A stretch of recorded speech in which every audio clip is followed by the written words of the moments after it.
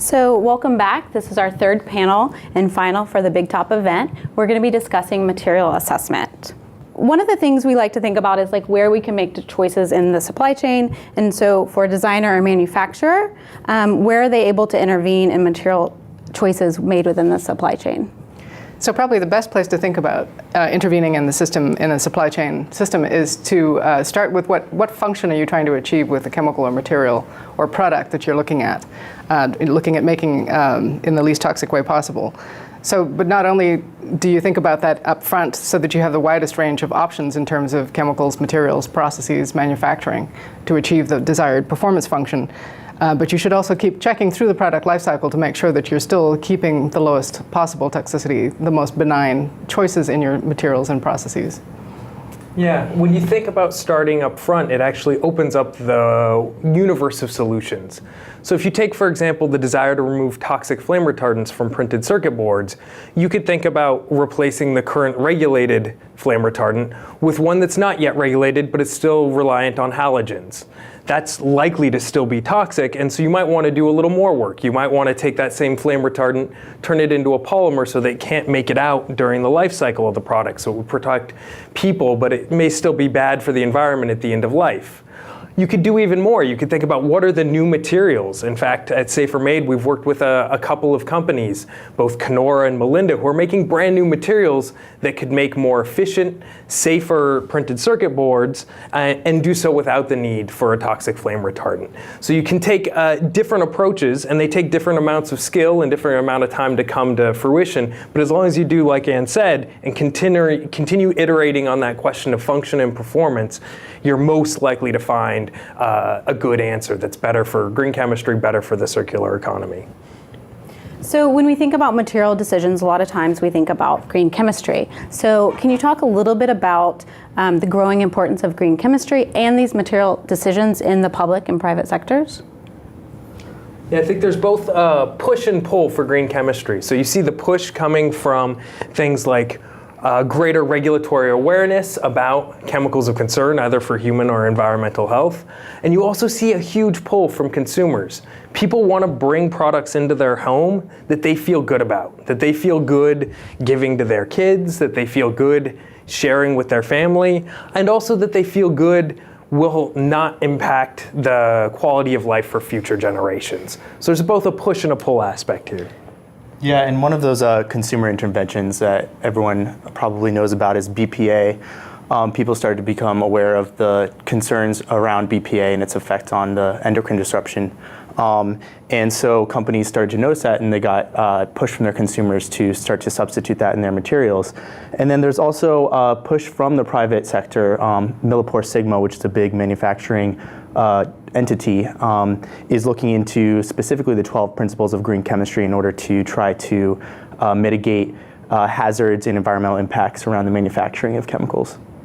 There's another big driver that's on the horizon, very close on the horizon, and that's us transitioning to a post-petroleum economy, because a lot of the materials that we work with are sourced from petroleum as well as fuel. So as we shift to non-petroleum and renewable sources for fuel, we also need to switch to that for material sourcing. That makes sense. And so Justin, you mentioned the 12 principles of green chemistry, and there's also other tools where we can address the hazards of materials. So life cycle assessment, hazard assessment. Can you talk a little bit about what kind of support would be needed to actually make those tools more effective in driving change? Yeah, I think we first of all need better standards and better definitions. I think it's a little unclear to people these days what green and sustainable means. There's a term called greenwashing because a lot of those things have become unclear. And so materials developers would benefit from frameworks that were consistent in their standards and had metrics that were allowed for easy comparison. We also need to think about the fact that a lot of these decisions are value judgments. Mm-hmm. And so you also have to think about, even though different people might be assessing a material in a different way, you have people that look at risk assessment. A lot of people look at the inherent hazard of a chemical. But you have to think about what the trade-offs are. And for example, if you're thinking about formaldehyde in baby shampoo, for example, there's more formaldehyde in a pear than in baby shampoo. That was recently in Johnson & Johnson's products, but they made a decision to get rid of it because there's different exposures to formaldehyde in different areas, and it's a carcinogen. So you have to sort of make a trade-off and think about the vulnerable populations. And the vulnerable populations could be exposed to just minute amounts of carcinogens or endocrine disruptors, things like that. So you have to make decisions around that as well. So some of the issues that we've seen in terms of trade-offs and impacts are things that we need to keep in mind as we think about avoiding those in the future. We've had shifts. We go from impacts on one environmental medium to another. We think about MTBE. We're trying to solve an air pollution problem, ended up contaminating water. Very often we try to solve environmental issues like CFCs, taking CFCs out of cans as propellant, and we end up putting things in there that have impacted worker health, for example. And so that's something we need to keep in mind, that there are some trade-offs that we should not allow to happen, that we've had long-term impacts on human health and the environment, and those are things we need to keep in mind now as we choose safer alternatives, that we don't want to continue those errors or make those errors worse than they have been. And to avoid regrettable substitutions, it's important to look throughout the life cycle so that you're protecting not only the user, but also the people near where the raw materials are made, who are dealing with it at the end of life, and to really understand where are you today, what's the baseline, and how can you improve. Yeah, I think that's a really good point, thinking about not wanting to offset harm to another product life cycle when you're making these decisions. So while the support's needed, and so driving towards a more effective system, consistent metrics, consistent standards, who are some of the players that this would affect? Who would be using these tools or making these decisions within products and materials? This is one of the challenges. You have to make tools that appeal to very different sorts of experts. So you have people making material selection decisions. You might have a designer who's making apparel, or you might have someone who's putting together a formulated product, something like a shampoo. You might have someone who's an industrial designer putting together a material and choosing. So these are people who need to be able to compare a bunch of materials and say, what do I want for the right performance and benefits for the environment and life cycle. At the same time, you need information for chemists and experts like myself who are trying to say, all right, what are the new materials that are needed in the world? What function and performance do they have?